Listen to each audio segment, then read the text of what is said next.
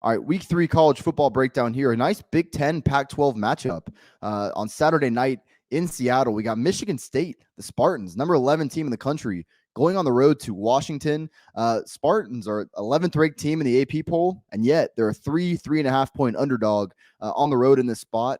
Washington is a team that I am significantly lower on than most. I think there's this perception of Michigan State like, oh, they're a one-hit wonder. They lost Kenneth Walker.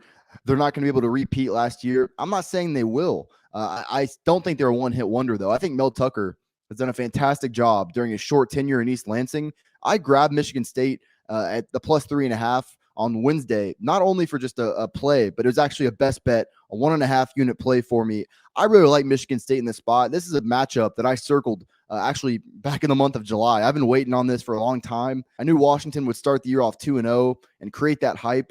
Let's dig into the weeds of Washington. They obviously had a disastrous season last year, maybe the most disappointing team in all of college football. Jimmy Lake gets fired. They bring in Kalen DeBoer from Fresno State. Now, Kalen DeBoer has been getting a lot more credit as to how good of a coach he is. Listen, he was at Fresno State for 2 years. Fresno State was a heavily built-up program before he got there. There's been a lot made of the fact that DeBoer worked with Washington's current quarterback, Michael Penix.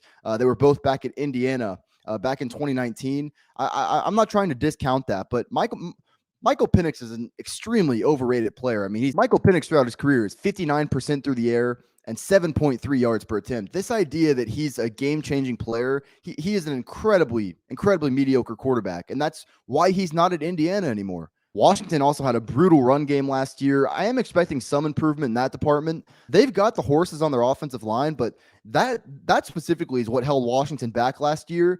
I'm going to need to see a lot out of this offensive line unit for me to grade them kind of where I graded them coming into last year, because they just did not live up to the bill.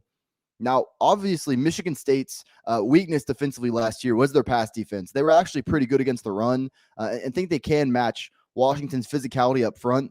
Time will tell if they've improved that pass defense. I will say that, once again, I just don't view Penix as the same level of threat that I've seen a lot of people kind of view him as. Numbers speak for themselves. He's under 60%. He's 7.3 yards per attempt. That's incredibly mediocre, and it might even be below average. So I'm really not scared to bet against Michael Penix.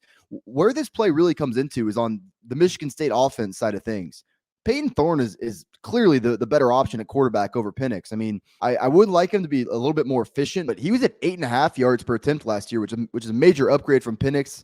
He's got Jayden Reed. I've seen that Jayden Reed, who's his obviously number one target, a big-time playmaker on the outside. He is a little bit dinged up.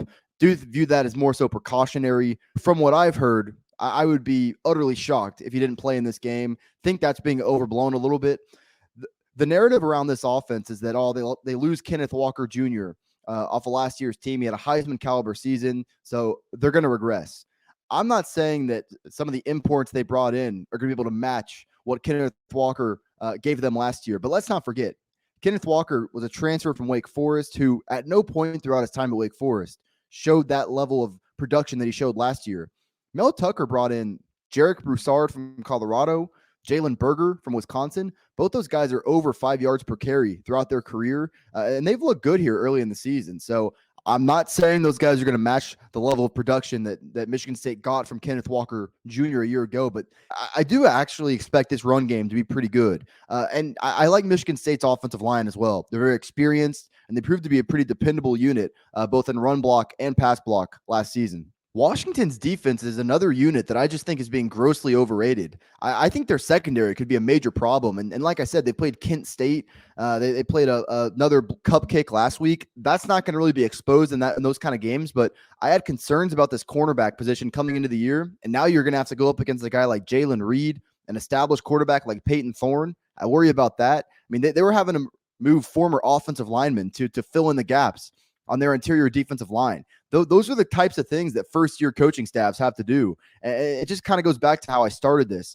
Kalen DeBoer, this is not a ready-made situation like he walked into at Fresno State. This idea that Kalen DeBoer is the second coming of Jesus Christ, I mean, we got to slow down on that a little bit. I thought this line was totally wrong. I think Michigan State wins this game outright on the road. I've actually already released 4 best bets here for week 3. Gave those out this morning here on Wednesday. Plan to have the rest of my week 3 card out by Thursday.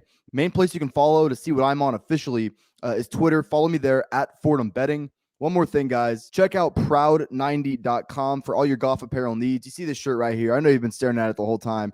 They got unique but very comfortable polos as well. They got t-shirts, hoodies, quarter zips. Browse their selection, and if you see anything you like at checkout, use code Fordham. It's going to get you 15% off your order. The rest of the information will be in the description below. Proud90.com, code Fordham. Support me, support Proud90, proud90.com. This is true for a lot of first-year coaches, but there's a reason why they're brought in. It's because those rosters are not where they need to be, and rarely are you going to see a team go from 4-8 and be immediate contenders like they're kind of being priced at right now. I think Michigan State wins this game outright. I played it plus the 3.5. It wasn't just a 1-unit play. It's a 1.5-unit best bet for me.